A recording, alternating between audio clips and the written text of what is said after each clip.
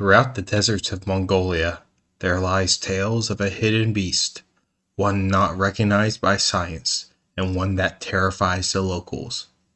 Does the Mongolian Death Worm travel through the sands, attacking horses and men alike?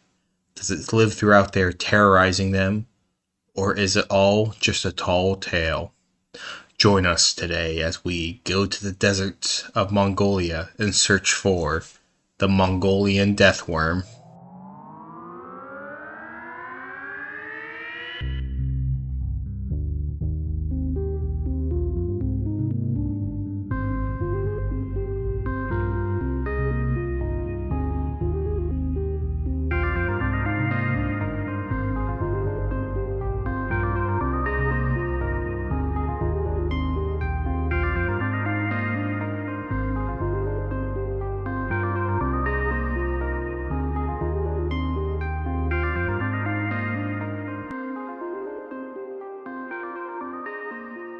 Alright everyone, welcome back to Unknown, Unsolved Unseen. Triple U Woohoo! with Frank doing an introduction for me. Yeah. But this is my episode. Yeah, I just know about the Death Worm in general. Yeah. So, we're finally back with Yep. a Sage Cryptid episode. I know. When's the last Sage Cryptid episode? Was it the Yeti? Yeti. That's crazy. That was like episode No, I think that's 14. As you have probably heard me say before, I'm not really the biggest fan of researching the cryptid episodes. Lame. Yeah, I'd rather stay in the true crime realm, but I have done some pretty interesting but heavy true crime cases as of recently, and I feel like we could all use just a little bit of a palate cleanser, even though Frank literally just did a palate cleanser for himself. About the French. Yeah. Sacre bleu. Well, that's so scary. We need another palate cleanser.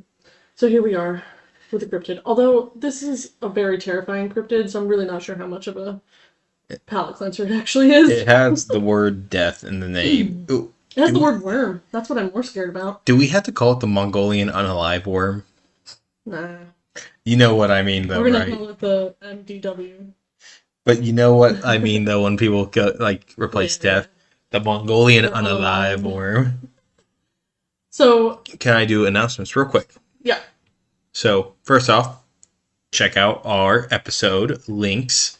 On Instagram. Check out the events coming up throughout the country for unknown, unsolved, unseen type events. We obviously are not going to almost any of them, but those are for you guys to see and see more about. The other thing is we have been joining with some other podcasts and helping promote each other. So we've been doing some new stuff here. And, we really appreciate when you guys check them out. You'll see us promoting them more and them promoting us more. That's all I had for announcements. Also, did we introduce ourselves? Nope. All right, well, in case you guys did not hear from earlier, I'm Frank. I'm Sage. And as we said earlier, you're listening to Unknown, Unsolved, Unseen. Indeed you are. Alright. Ready to hop in? Yes. Cool. I am. Actually, no, I'm not going to hop in. I'm going to dig through the sand in. I said dive in. So here's my sentence for my transition, right? Are you hearing what it's looking to? Yeah. Today, we're going to be diving into, well, really, the creature we'll be diving into. That's a knee slapper there. The Mongolian Death Worm, which is also sometimes nicknamed the Nightmare of the Gobi Desert. Horrifying.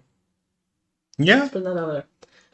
Before beginning, I do just want to put a disclaimer and a pretty significant apology for if I mispronounce any of the names or words related to the Mongolian area or to the creature itself. I don't speak that language, and its transliteration to English is still quite difficult to say, so apologies for that.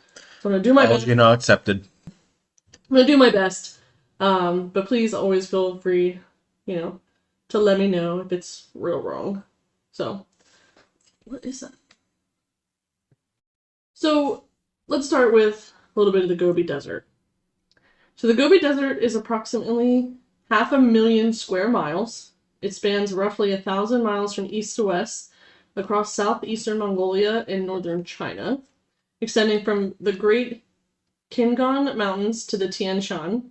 It stretches about 500 miles from north to south, and unlike traditional descriptions of deserts that are hot and burning, the Gobi Desert is actually a cold desert due to its high latitude location and its closeness to mountain barriers that deter the moist maritime winds and thereby severely limit rainfall. Those characteristics will come into play later. Now, is there anything else special about the Gobi Desert? It reportedly houses the Mongolian Death Worm. You know what there is interesting in the Gobi, though? What? Dinosaurs. Oh, yeah, I do talk about that later. This place is a dinosaur hotbed. Yeah, I have some questions for you later. Okay, so then I'll let you get to that later then. So, what is the Mongolian Death Worm? Well, it's a worm. Duh. That's the exact words I wrote in my script. Would you still love me if I was a Mongolian death worm? No. It's just a really large ass worm. Though my original perception of Mongolian death worms is that they're like massive, like super huge. And they're really not. They're really only a few feet long. Yeah, well, you think realistic in an animal's realistic bounds. Where did you get the giant idea from? Well, Dune was one, and then Those ones in Dunes are fucking massive. what book was it? Again, God's Play. That's one, I think. And then Pharaoh has to go after a worm. In Akatar. So I don't know. I mean, there's some pop culture stuff that gave me that idea. But it's also called a death worm. I just feel like they'd be bigger. But there's a reason it's called a death worm. Well, I mean, there's spiders that can cause death and they ain't too big. Yeah. So it's described as being anywhere from about 2 feet long to maybe 7 feet. So somewhere between 2 and 7. But it's much smaller than those ones seen in Dune or my nightmares. There were only two good sources. Dune and your nightmares. Yeah. It's like when I have a really good conversation with the four of us, me and my voices. Yeah. Its native name, and as it's known locally, is the Olgoi Kohorkoi, which means large intestine worm, due to its thick red, blood-like color and its size, which is relatively close to the size of a cow intestine. So it gets its name from an animate cow's intestine, which is gross. It's also been described as segmented or sausage-like. Like if you think of like the classic sausage chain. I was thinking like a segmented worm, like where like cow earthworms have like the bands on them, not like a sausage chain. They described it like sausage. Some accounts say that the worm is white-gray and smooth, only turning red when it's angry, or that it bears darker spots or blotches upon its red skin, which is smooth and unscaled. I get red when angry. Yeah. Others say, though, that it's brown and red and scaly. Well, if you're talking scaly at this point, you're talking like legless lizard or snake territory. Yep, I'll get to that later. Am I jumping too far ahead on some of these comments? Yep. I'm just a smart guy. So, local folklore paints it as a fearsome predator, describing it as possessing bright red or yellowish skin and corrosive yellow saliva, a lethal poison known for its ability to instantly kill anyone who touches it, or if it lands on them via the worm spitting it at the victim. So if the worm hits you with the classic Hawktua? Yeah, you don't want that. Hawktua on them. That's horrible. What? That's a disgusting joke. Yeah. Ridiculous. Hey, if you fell for the Hawktua meme coin, well, that sucks. So you stole a lot of money. Local legends also report that if the poison doesn't kill you, then it is able to electric shock its victims from a distance. Okay, that's interesting. And others report that even just touching the skin of the worm is enough to face instant death. That's That's quite the deterrent. Most definitely. It's also often reported to be armed with a terrifying pair of spike-like projections at its ends, as well as 2 or even 3 rows of razor-sharp teeth. So it's a bright colored animal, and you know what they say about bright colored animals? Hmm. You want to stay away from them. Yeah, I mean, isn't that's an adaptive measure, isn't it? It's to let you know, danger, danger, do not touch. Yes. It is also often reported to be armed with a terrifying pair of spike-like projections at its ends, as well as 2 or even 3 rows of razor-sharp teeth. That is a very dangerous animal, and as you said, it's brightly colored, right? Yeah, like red, like You know, blood. you know what bright color means in nature? Stay away from me. Nope. Yeah. Well, yeah, that's what I meant. Sorry. It means nope, don't touch me. I'm a nope animal. It's like how you see colorful millipedes because normally they're poisonous, or poison dart frogs, or you know, various other animals. Snakes are an exception. They are not brightly colored because they use camouflage. But what are you laughing at? Because my first thought was, it's a no-no noodle. My goodness. So, do tell more about this death Yes. worm. So, most versions of Stories of the Worm seem to suggest that it's most active after heavy rain, and that it rarely ever comes to the surface. Instead, it's said to inhabit the most desolate parts of the Gobi Desert, primarily living and burrowing underground. Well, what comes up after rain around here? Worms. Worms. Yeah. So, according to Karl Shuker, in his book, The Unexplained and Illustrated Guide to the World's Paranormal Mysteries, this is an online source. Just one I don't have. Yeah. It is one of the world's most sensational creatures, may be concealed amid the sands of the southern Gobi Desert. And so, what's the history of this worm? Well, let me tell you. This is where pronunciations are going to get really terrible, so might be. Sounds like a skill issue. It most definitely is a skill issue.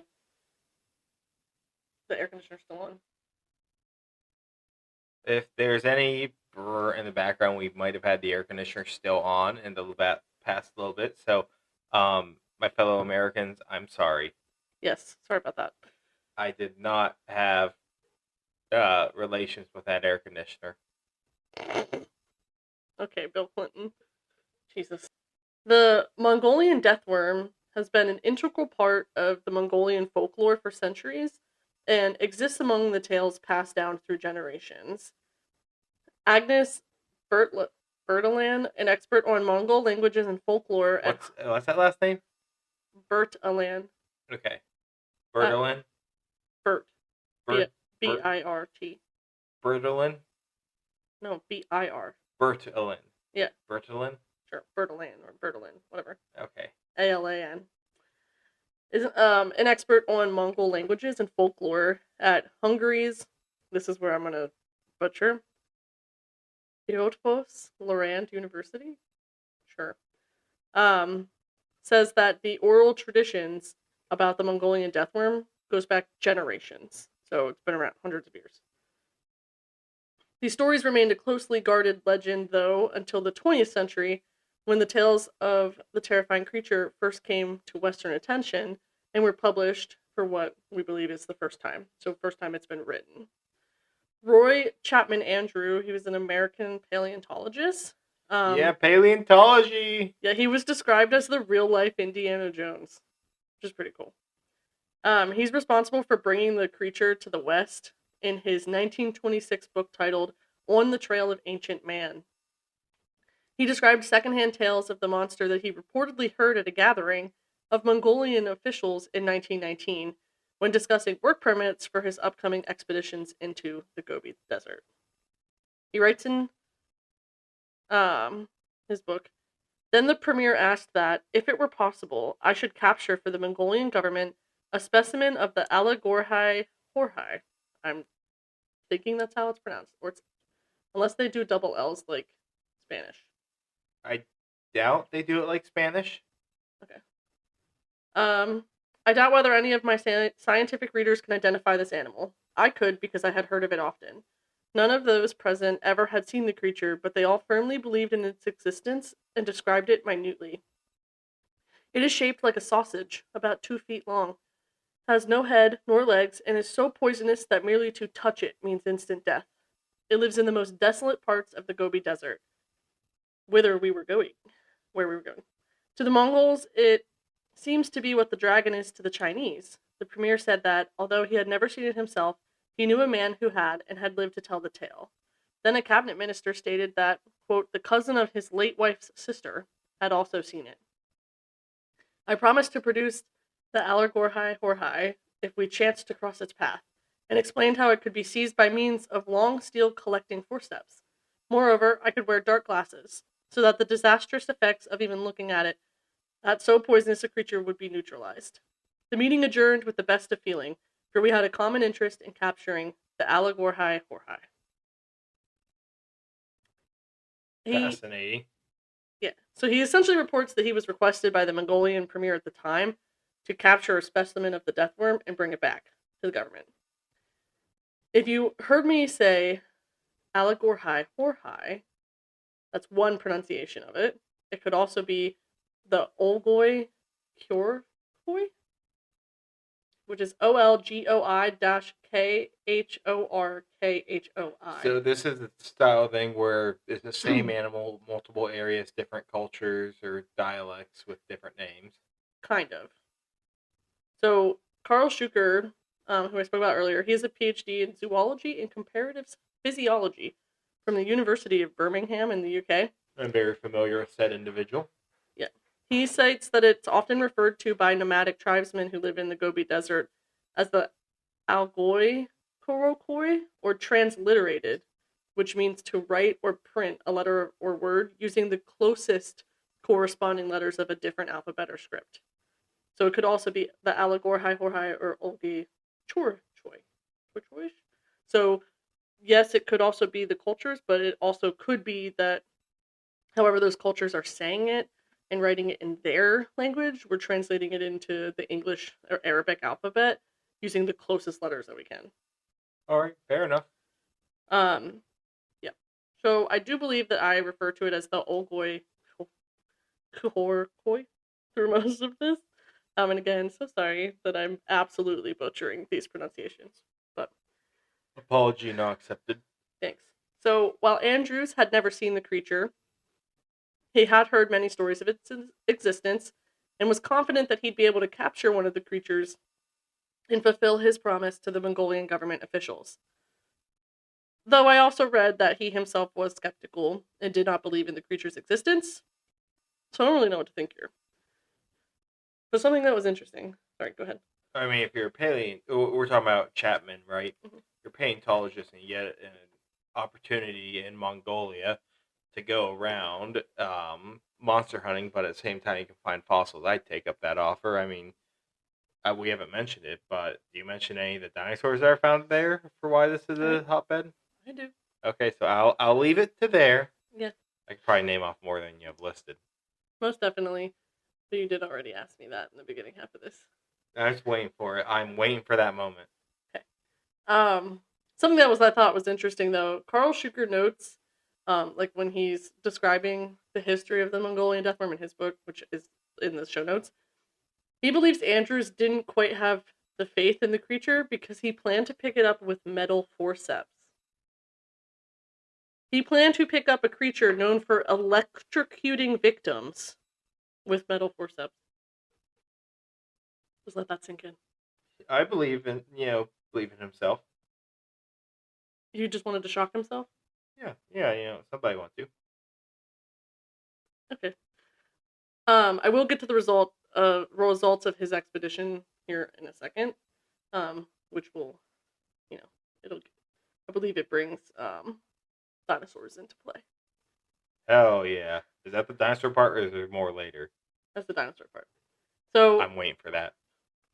Before I get to that, though, many explorers have set out into the Gobi Desert seeking the supposedly malevolent monster. Numerous organized expeditions and searches have been made over the years by both independent researchers and in conjunction with different television shows.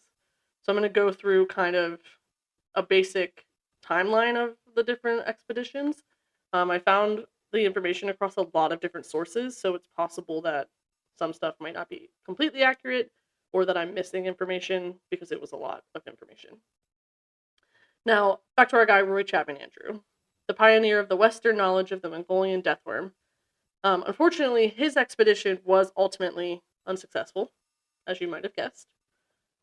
Andrews did not encounter any death worms on his extended desert adventure, but he did find dinosaur egg nests and a bunch of very cool fossils. Reportedly, these are some of the most important dinosaurs discoveries ever made, because these included the first dinosaur nesting site, complete with eggs, and some of the earliest fossil birds. And then I wrote in parentheses, I included this for you, Frank, LOL. Any additional information you'd like to add? What fossil nests were they? Oviraptors, Velociraptor, I don't know. I City, thought I wrote it down, but I might be later. City Patty, Protoceratops, all of those I believe we have found fossils of. But also, this is just this place is one of the, I could be I'm pretty sure if I'm mistaken, what dreams of a paleontologist for dinosaur discoveries. I mean, you got Dinochirus, Tarbosaurus, Negmetsaurus, Tarkia, as I said, Velociraptor earlier, that's a big one. Gallimimus, just dinosaurs upon dinosaurs, Barsboldia.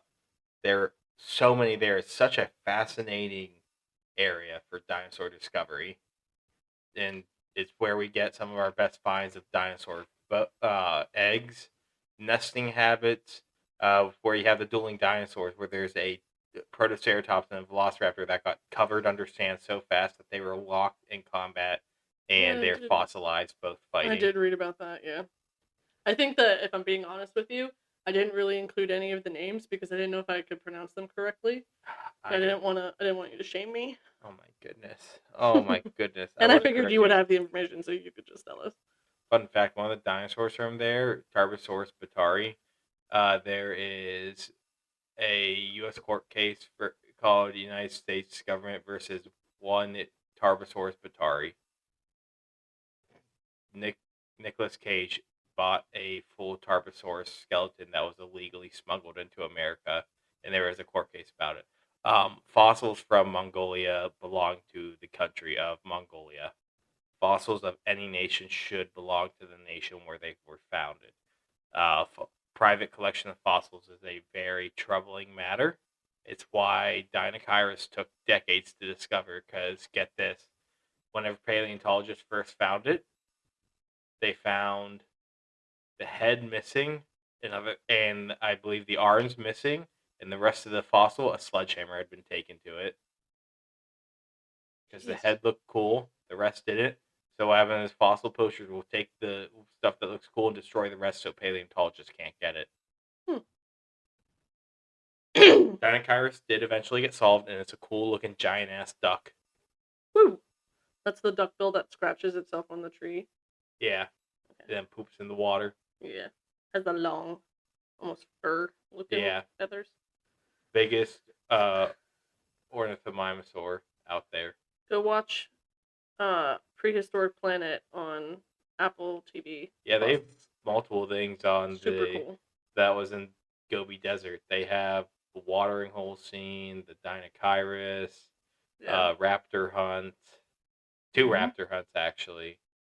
Yeah, it's a really good one. Yeah, go check it out. So, the Mongolian Death Worm was the basis of a short story called The Olgoy Kohorkoi from 1944 by Soviet paleontologist and science fiction writer Ivan this is another last name, Yefremov. It had 4 different spellings. That's the one I saw the most. So it's Yefremov.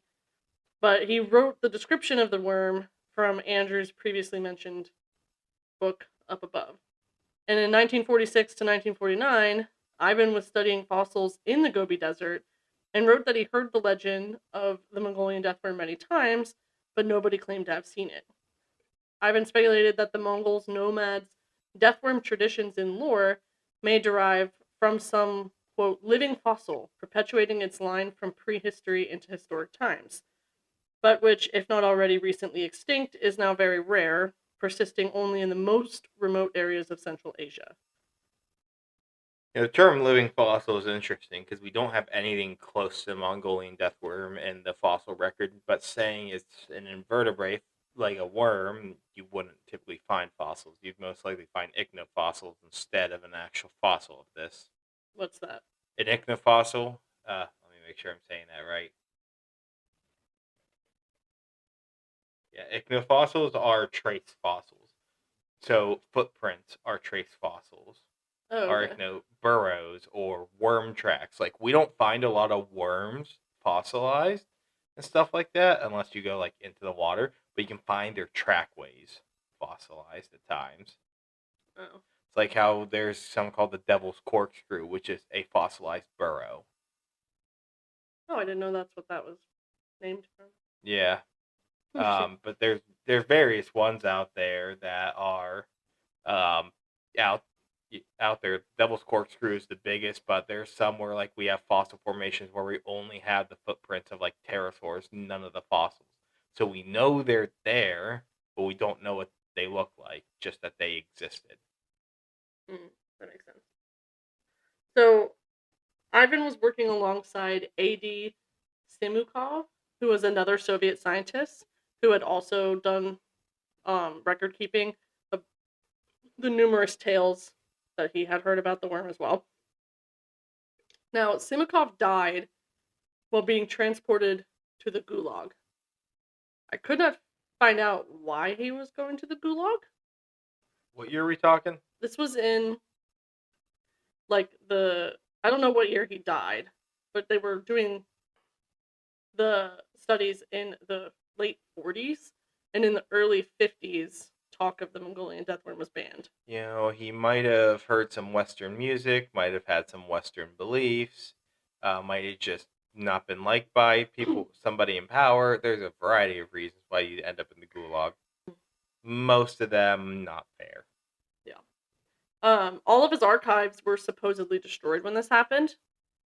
However, some were found by like a local man in one of the towns nearby.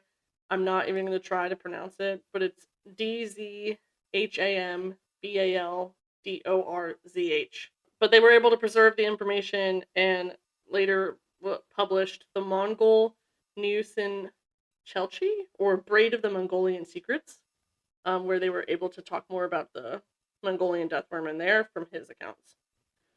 But early reports seemingly only agreed on a few core facts. The worm was sausage-like, mostly subterranean.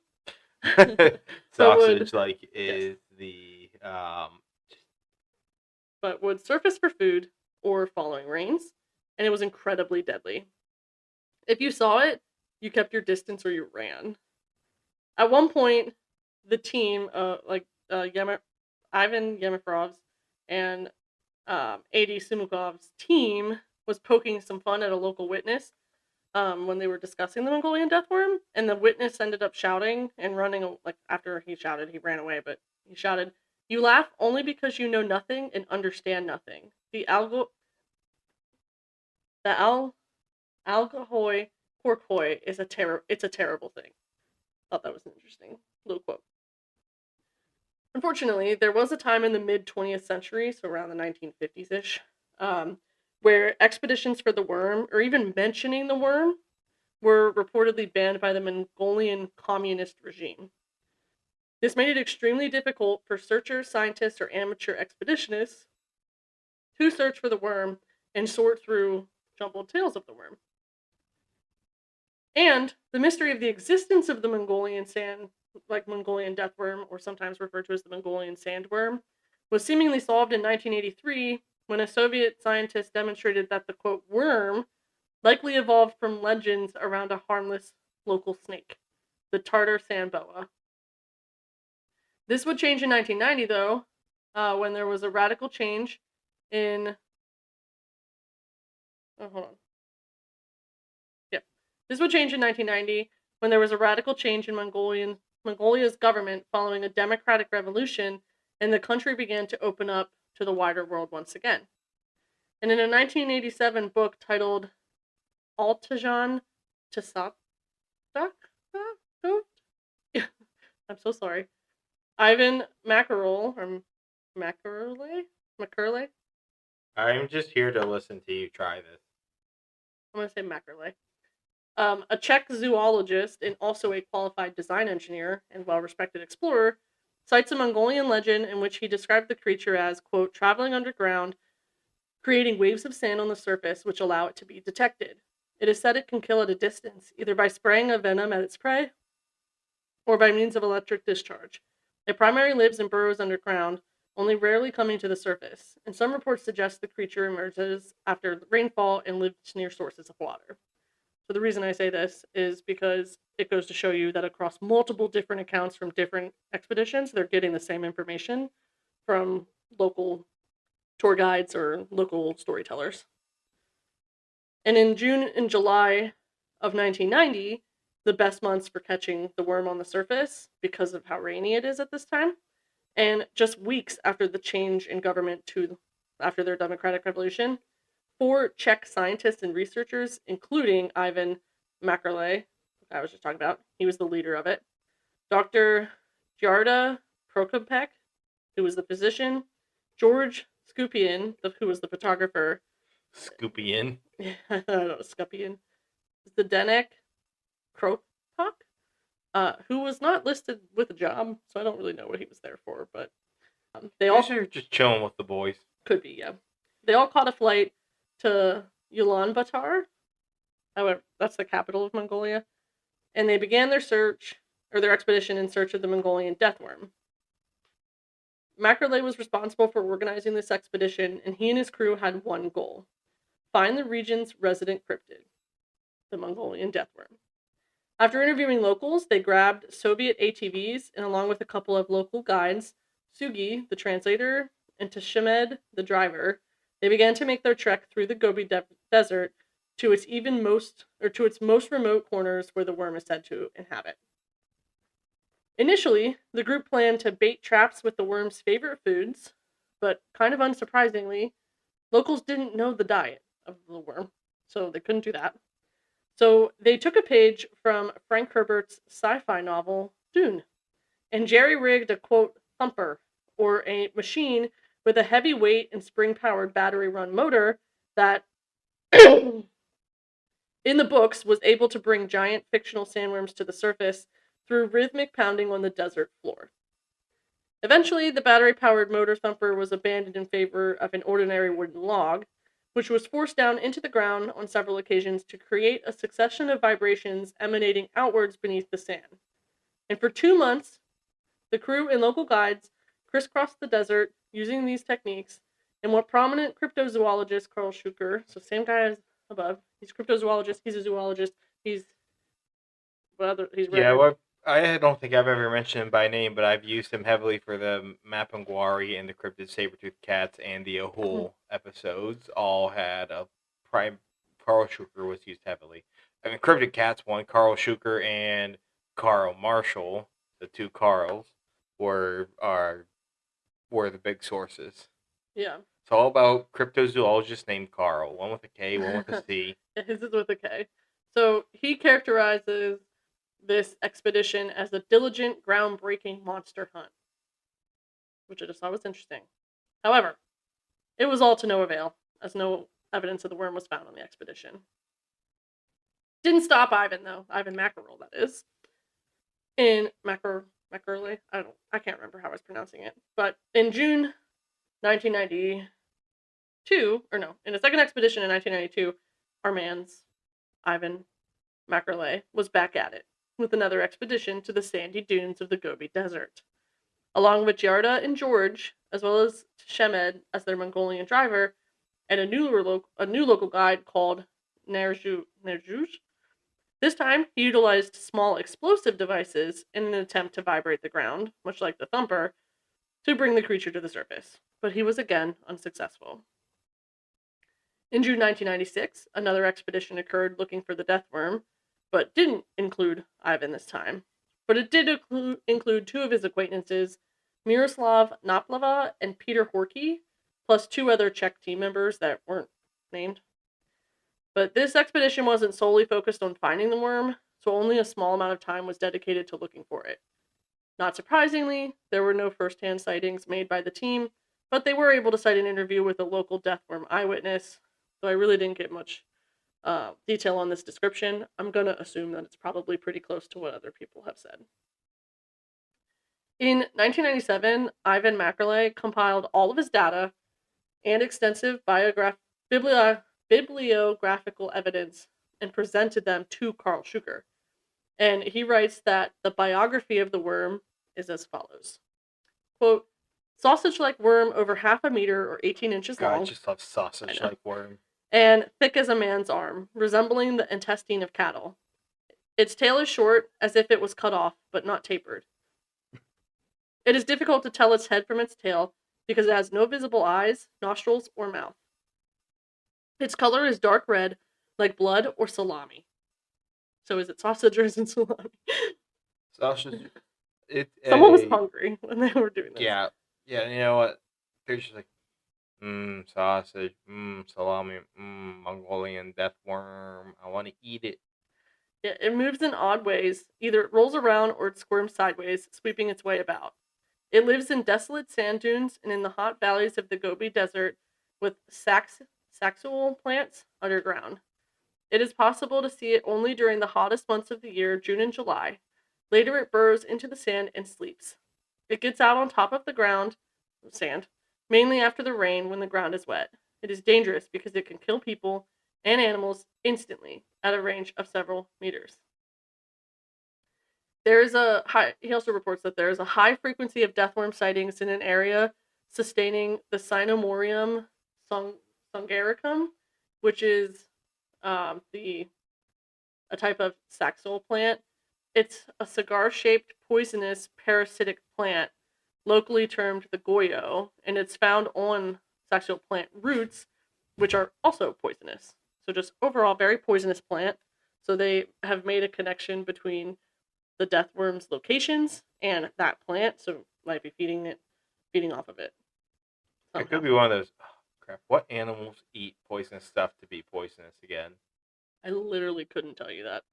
There are animals that do that in nature, that they eat stuff like that to be like that. Hey Siri. Okay, it's poison dart frogs. They get it from their diet. It's how they become poison. Poison dart frog. Poison dart frogs are a poisonous animal that they get the poison from their diet. So what do they eat? Stuff.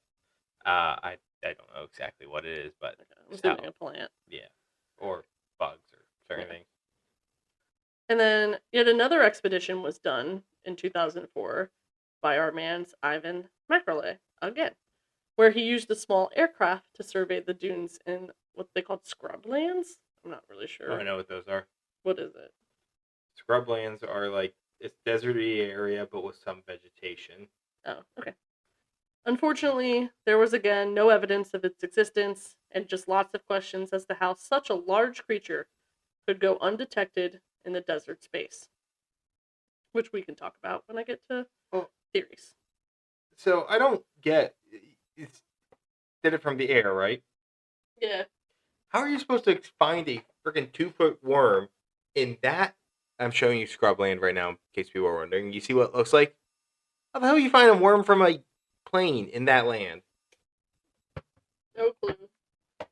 You know, I'm just thinking the fucking dumbest way to go find a cryptid. Let me look for a worm in scrubland while flying well above, where it can just be under the fucking scrub. Well, he already tried the thumper and explosions. Then you ain't gonna find it. This ain't Tremors where you can just throw dynamite and attract the freaking graboids. Yeah. True. None of those words I said made sense to you, did it? No, it did. I read about it when I was reading Even the research. graboids? Yeah. Wow, you know what? Love you for that one. You can thank Wikipedia. Thank you, Wikipedia, for making my wife smarter. Thank you. In 2005, zoological journalist Richard Freeman of the UK-based Centre for Fortean Zoology, or the CFZ, mounted an expedition across 1,000 miles of Gobi Desert to hunt for the death worm. He and his crew proposed to try and dam some of the streams in the oasis in order to create localized floods, thus forcing the worms to the surface. There was also a proposal of bucket traps, or buckets that are buried in the sand with mesh netting strung between them. The idea is that small creatures would bump into the netting, then crawl along it until they reached and fell into one of the buckets. And there was also talk of some small mammal traps to try and catch potential death worm prey for examination, and then have the prey as bait. Unfortunately, much like the expeditions before him, he came up empty-handed.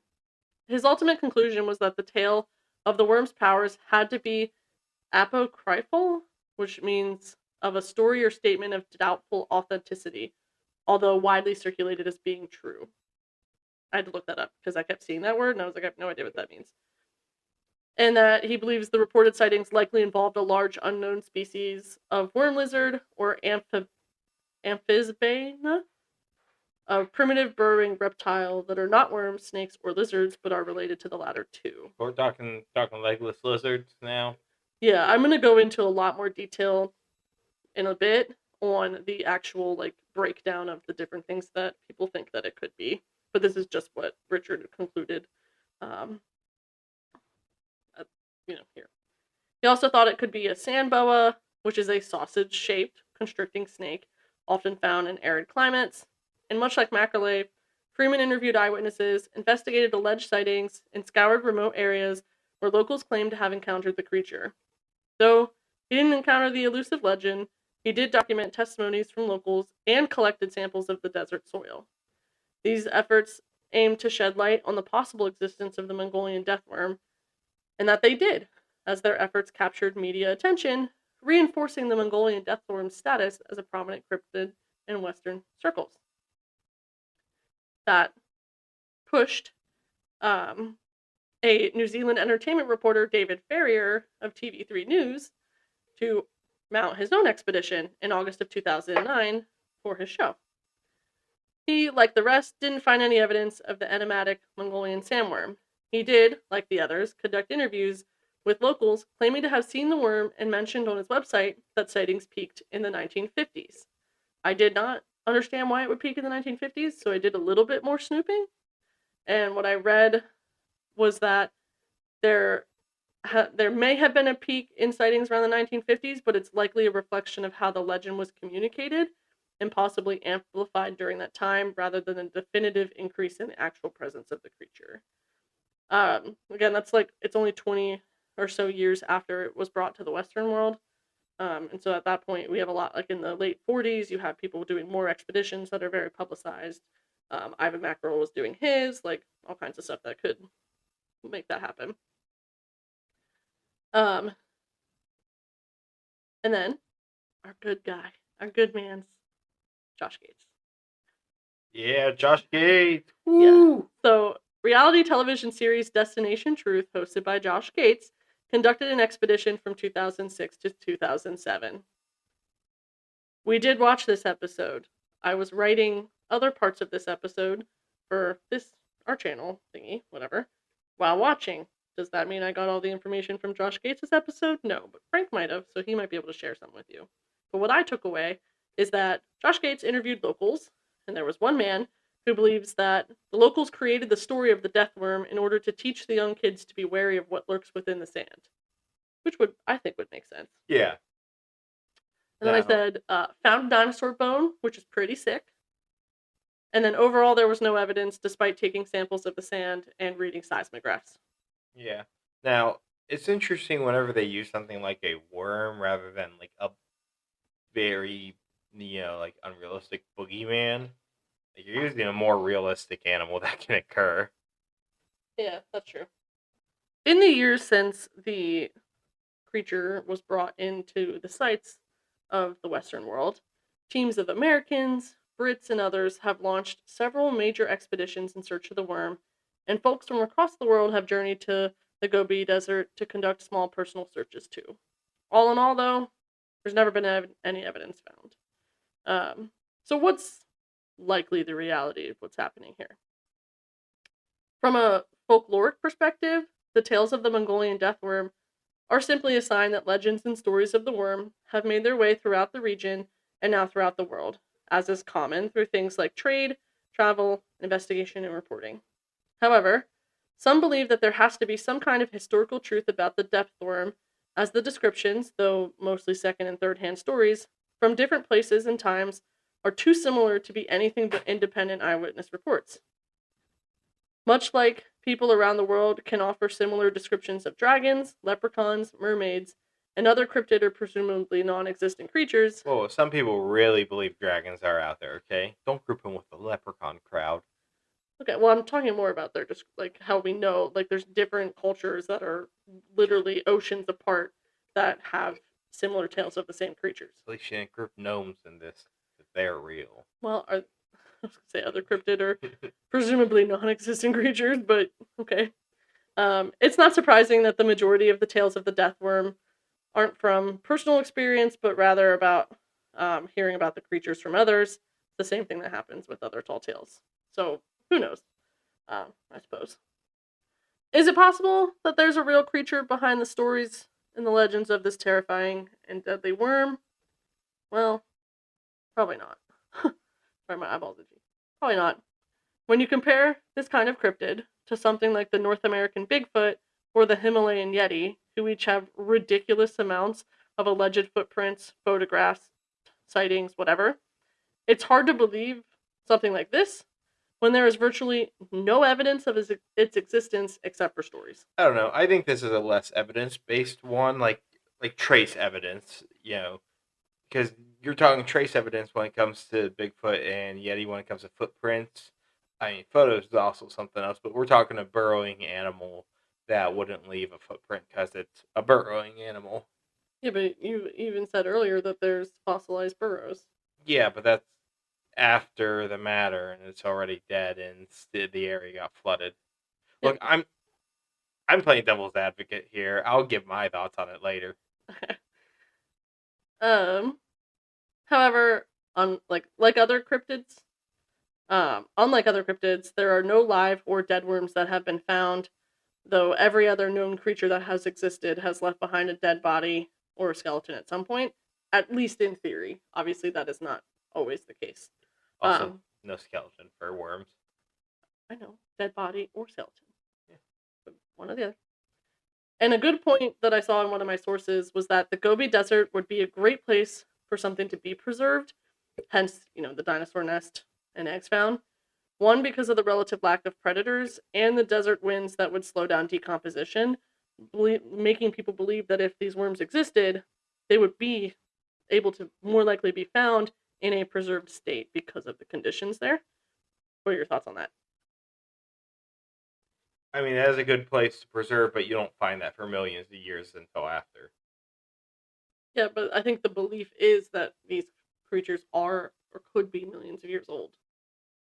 Could be. Like in that, but there's no evidence whatsoever. Yeah. Of them. I was waiting for my full thoughts on it because I do want to go into that, but I don't want to, piecemeal my thing. I want to give it all at once. Okay. Another argument for its non-existence is that there would have to be more than one of them to sustain what biologists call a breeding population, so they would likely need tens or hundreds of thousands of them, and it's just not probable that it exists when there's no evidence that's been found, and yes, the desert's massive, but again, there's no evidence to show that there is thousands of this worm existing. Like, at some point, they'd have to come to the surface and you'd see them, if there's actually that many. So despite extensive searches, eyewitness interviews, and even setting traps for the creature, all expeditions have come back empty-handed. And so nobody's entirely sure what the worm actually is. Though I read in a couple different sources that we should not be misled by the term worm being in its name, because that's an English translation, from native languages. The creature, if it exists in the inhospitable.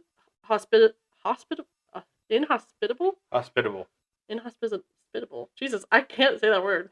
Whatever, you know what I mean. Gobi Desert, it could not be a soft, fleshy worm like we imagine worms here in the United States. It would likely have to be a type of snake or legless lizard, because things in the it can't be a real worm in the Gobi Desert because it's too hot and dry, I guess, of an area for annelids to survive, which would be the soft, fleshy worms. They would dry out. Makes sense. I mean, the Sahara, different desert, but still a hot desert. If you've Yeah. ever seen on bugs, which obviously do not have as soft skin, like ants there, they have extra long legs, some of them, to keep them further off the ground, to increase that area between them and the hot ground, or else they die. Yeah, I think that's the difference about the Gobi Desert too, is like it's really hot during the day, but it's one of those places where at night it's like absolutely Cold. freezing, Yeah. like below zero. And in the winter, it's cold all round. Yeah. But I mean, worms can survive that. But sand is something that like desert gets really, really hot. Yeah. I just imagine, you're on the beach, getting ready to swim in the ocean, and you have to walk across the sand to get to the water, and it's really freaking hot. But much worse when it's an entire desert and all that shines on it is sand, or all that shines on it is sun. Additionally, the identification of the Kyorkoi also translates to worm, though this is actually a taboo name that many Mongol cultures historically used to refer to animals that they considered to be metaphysically or literally dangerous, especially snakes and even non-venomous ones. So in reality, it's possible that they don't believe that it's a worm at all. It's like one of the thing where I'll get crucified for this by some people, but you look at how they say there's a million different things for Sasquatch in indigenous folklore. Yeah. Yeah, a lot of them are not. There's actually a pretty good video out there on YouTube by Trey the Explainer describing it. How a bunch of ones that people attribute to Sasquatch are not to Bigfoot are not actually. Yeah. People grasping for straws. Yeah. So, could it be a venomous snake? So, a reptile with specialized glands capable of producing venom, which they inject into their prey through fangs to immobilize or kill them. Some of these things include vipers, cobras, rattlesnakes. It's also possible it's a type of sand boa, which is a non-venomous snake that belongs to the Bodidae family. They're known for their adaptation to sandy environments and for their burrowing behavior, which would really match what is described for the death worm. Legless lizards could be another one. These are reptiles that resemble snakes due to their lack of limbs, but they are not true snakes. They're distinct from both snakes and worm lizards due to their movable eyelids, their cylindrical body shape, and they give birth to live young. Or the other two give birth to eggs. Or like they Some lay eggs. snakes do give live birth. I Oh. believe boas give live birth and pythons lay eggs.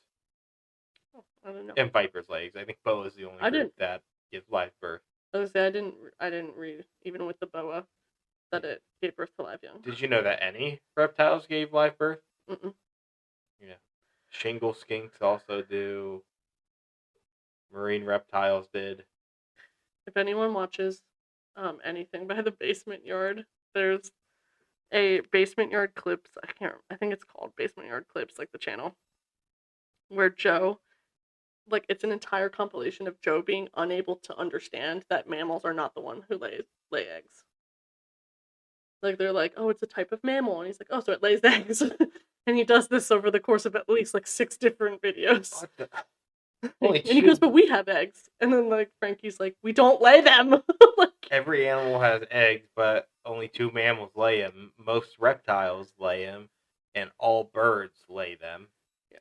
Birds are, I think, the only group of vertebrae that consistently all lay eggs.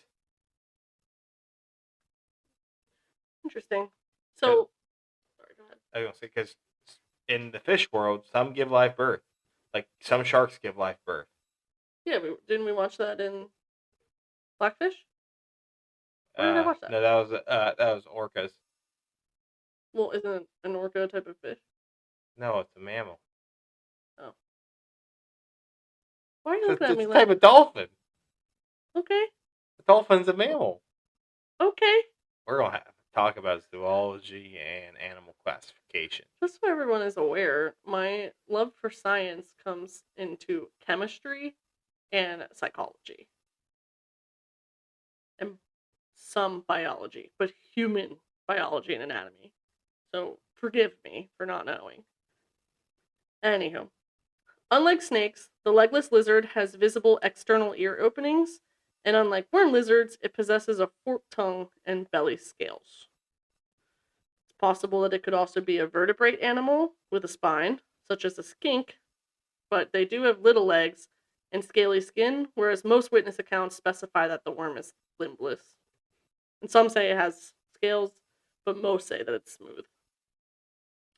The most probable explanation is that the death worm is a new species of giant worm lizard, part of a family of limbless squamates closely related to lizards with no external eyes and ears. These creatures live in underground burrows and move in a serpentine fashion. In the 1990s, there were several discoveries of fossil amphibians in Central Asia, including Mongolia. These reptiles are not venomous, though, but they do believe that that could be evidence that something like this could exist in the Gobi Desert. In 1983, while in the region, a group of scientists heard about an old man who'd supposedly captured one. They went out to talk to him and learned that a nest was supposedly nearby. One scientist, Gorilov, ran out to investigate, and he saw movement in the hole. Ignoring cries of concern, he thrust his hand in and came out with a Tartar sand boa, a chunky, burrowing, non-venomous snake with a rounded head, small eyes, and gray-brown scales. All of the Mongols he showed it to in the area reportedly identified it as the Olgoi Kohorkoi, so the Mongolian death worm. Another Mongol scientist in Inner Mongolia showed a sand boa to the locals. I don't know if it was a Tartar sand boa or just a regular sand boa, or a different kind. But those locals also identified it as the Mongolian death worm. Citing these findings, even cryptid enthusiasts who would love for this to be real consider this a debunking of the worm, if many locals are saying that it's this snake. However, people like Karl Shuker reject the idea that the worm could be a sand boa, specifically, because it doesn't match the legends well enough in terms of what it looks like, how it moves, what it does. It's being venomous or poisonous. I don't remember the difference. Well, the touch part would be poison. The inject part would be venomous. So this would be both venomous and poisonous. Typically, one or the other. I was gonna say, is that even possible? I don't know. I'd have to look more into that. I did look at a picture of a Tartar sand boa, and I can actually see some traits here that would make people think it would be the Mongolian death worm. Highly recommend going and reading The Beast That Hides from Man by Karl Shuker. That's one of the books that Frank gave me for this. He does a great job explaining all of his theory. Where I got some Maya Hul stuff too. I'm going very brief into what he believes. So, of course, not all the characteristics of the worm lizard or sand boa are a perfect match for the death worm. This is what Karl also argues. For example, terrestrial snakes can't deliver lethal electric shocks like the way that electric eels can, which is, they said is these are actually fish, not eels, which I didn't know. I didn't know that an eel was a fish. Well, an eel is a type of, like an electric in broad fish. term, Electric eel. Yeah, fish, but an electric eel is not a type of eel. Yeah. For that matter, there are reportedly several venomous snakes, primarily types of cobras or vipers that can spit poison, which, although it's not acidic, it can certainly cause harm and blindness. So I guess that would be be one for your eye. That would be the one that's both venomous and poisonous. It can spit, but it can also bite. It's spitting its venom, so it's still venom in that case. Oh, because it's going for like an eye, which I think venom will still get you if it hits the eye. One other theory proposes that the Mongolian death worm could be a surviving relic from prehistoric times. So a living fossil or a dinosaur that has a dinosaur that has adapted to the harsh desert environment over millennia. All in all, though, belief in the death worm is super subjective. The evidence of its non-existence likely won't sway the die-hard cryptid believers. Oh wait, hold on. Before I do all of that, I want you to tell me your thoughts. You tell me your thoughts. So, wait, let me ask you. Yeah. So, what are your thoughts, Frank? I'm in between. I err more on the skeptical side of the Mongolian death worm, that it is just folklore. Now, there are some things that could potentially support it. As you said, there are not many predators in the area. It's a very, not predator abundant ecosystem. which means something would have to fill that niche, which you could assume would be a Mongolian death worm. And if we're not seeing it now, it's possibly because it's a relic animal that its population is on the decline. Hence why we have not seen many overall, because it's just something that's dying out. Similar to my beliefs of giant ground sloths and cryptid saber-toothed cats, the Yahul kind of shares a little bit of that one. But the Mongolian death worm, I'm going to say less. We don't have any trace fossils of anything like this. The largest worms we have are ocean worms. We don't have this scale of worm for terrestrial lifestyle. And then on the other side, if it could be some type of reptile, possible, but like just no reptile really fits this and how it lives and how it hunts. There's no it's just the hunting of an animal like this, it seems like it's going after things bigger than what it can take, which it really shouldn't, unless it's being protective. But the Tartar sand boa, though, does seem like a likely thing. One thing specifically you talked about was the tail of it. Do you remember what you mentioned about the tail? But Not it's not tapered. yeah, You know what a Tartar sand boa has? assuming a non-tapered tail. Minimal taper. So I'll show you this picture here. If you look, the tail does not end in a point. It ends rounded. You see that? Okay, yeah. I guess that, like, So- traditionally you would think of a snake having that. Yep, a Pointed Tartar tail. sand boa, and I'm guessing that's for probably sand for burrowing. I was gonna say Its for tail moving does and- not taper similar to that of other snakes that you can expect. You just are not really anything suggesting an animal like this. Electric shocks of a terrestrial animal like this, you don't see that. Venom, yes, plenty of examples of venom across both vertebrates and invertebrates. What do you think the electric shock could be? Superstition, Okay, like I wasn't sure. Like, is that a way to get people not to go yes, near it? yeah. Okay. Don't go near this animal, or else it will automatically shock you. Yikes. It's teaching good behavior. It's one way. It's preventative. But I don't think this animal is real. I think this is all folkloric. I would love for an animal like this to exist, but I just don't think we have something in this. Especially, like, I mean, it's just such an outlandish animal. Nothing similar to it in real life. Like, at least when we go Sasquatch Yeti route, you have Gigantopithecus and bears that it could be mistaken for. Cryptid ground sloth and cryptid saber-toothed cats, you have an animal that existed. Lake monsters, as improbable as most of them are, you have a realistic animal you can point to. I am a firm believer that cryptozoology is kept to the creatures that are realistic like this. Not your I would not include Mothman in cryptozoology myself. Okay. That's more paranormal. And skinwalkers and wendigos, those are not cryptozoology. We do not say that. I will. No, flesh pedestrian. Whatever. I don't know But what to call the other one. that's where I go. The Mongolian death worm does fit into the cryptozoology world as a possible animal, but highly improbable. Like the electricity, I don't think so. But like a giant worm is not unrealistic to expect or think can exist. It just isn't. A freaking flying Mothman is not a realistic animal based on evolution of this planet. But a giant worm is, but unlikely by a large margin.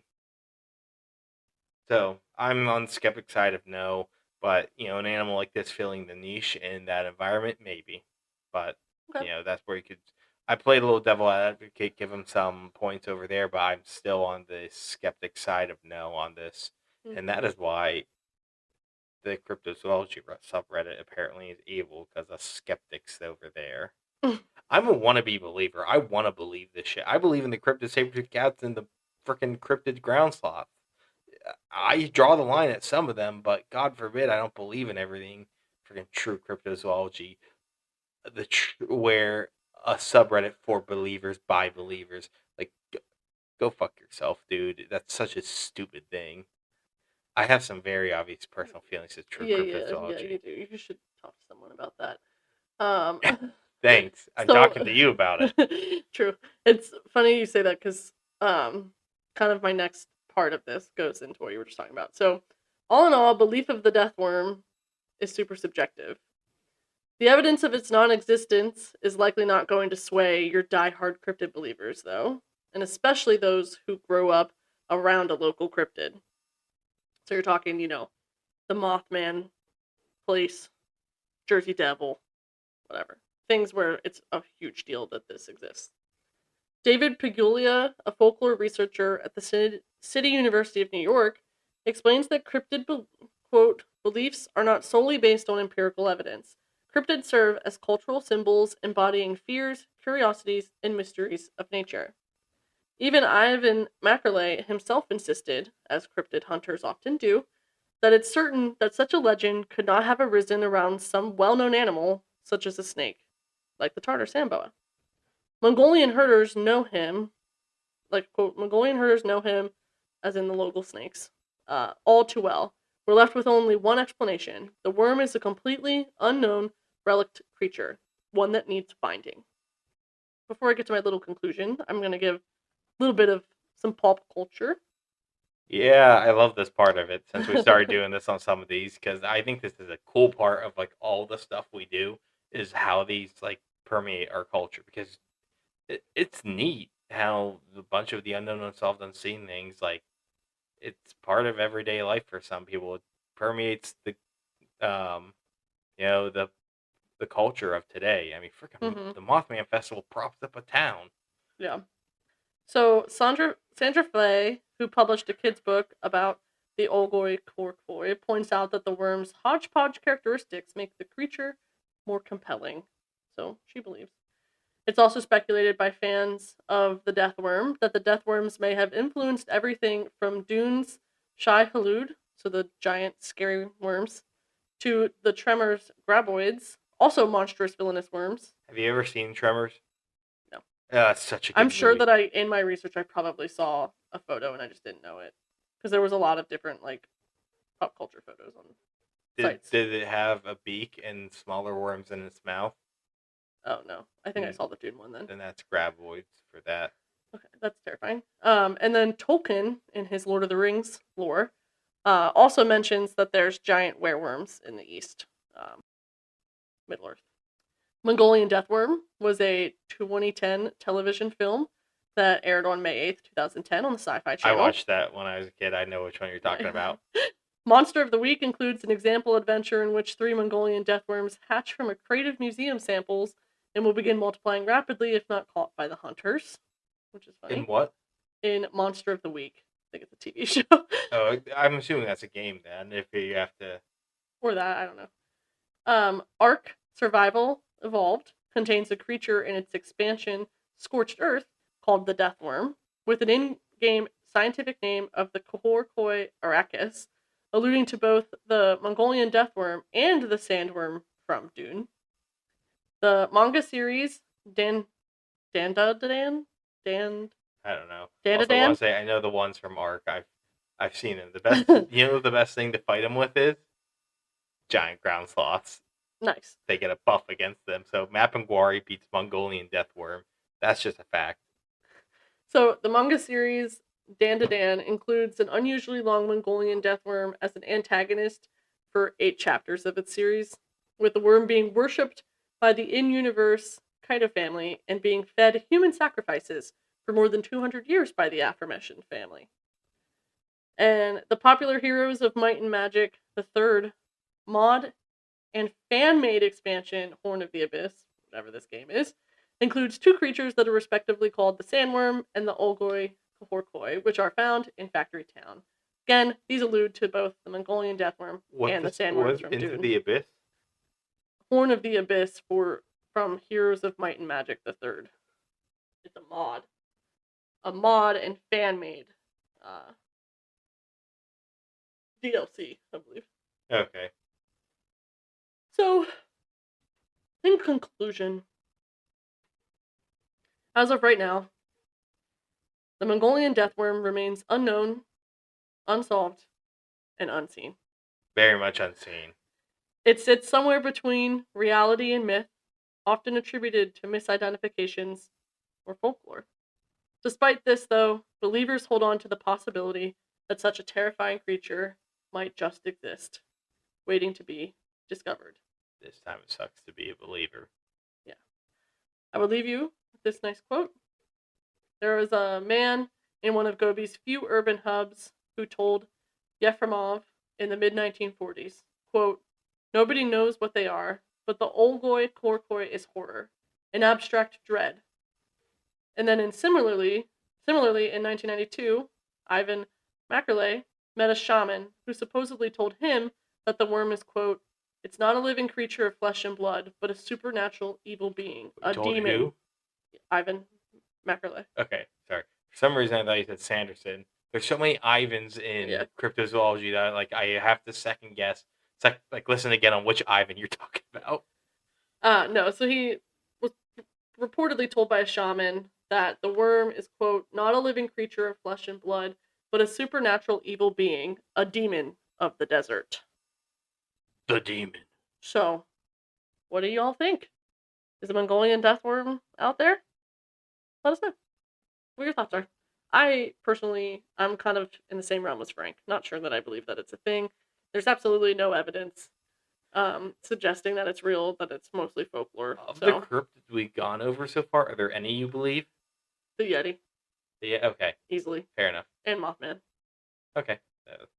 Cryptid adjacent, kind of cryptid. Paranormal, as you say. Yeah.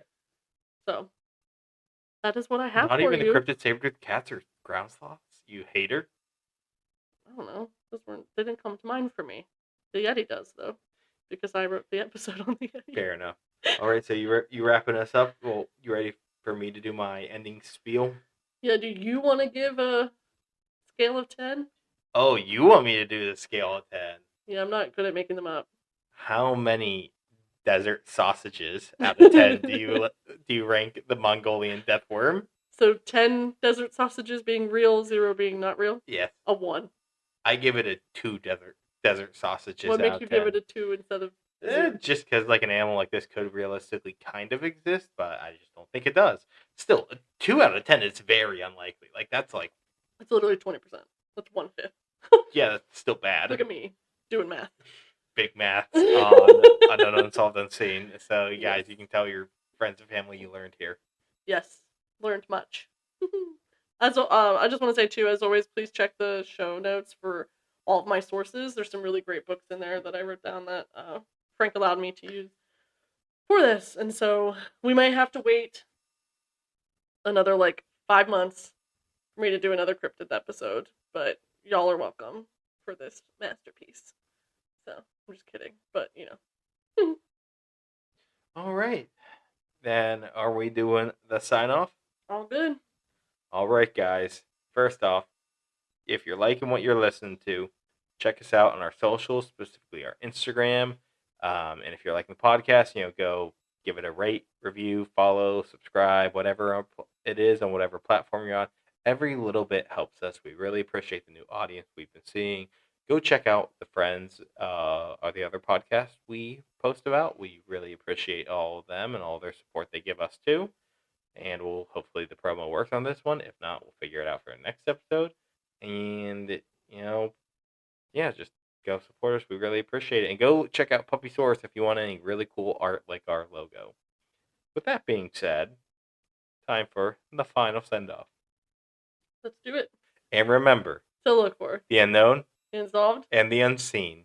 Thanks for listening. Bye, guys. Look out for worms in the sand. Doesn't say watch your feet.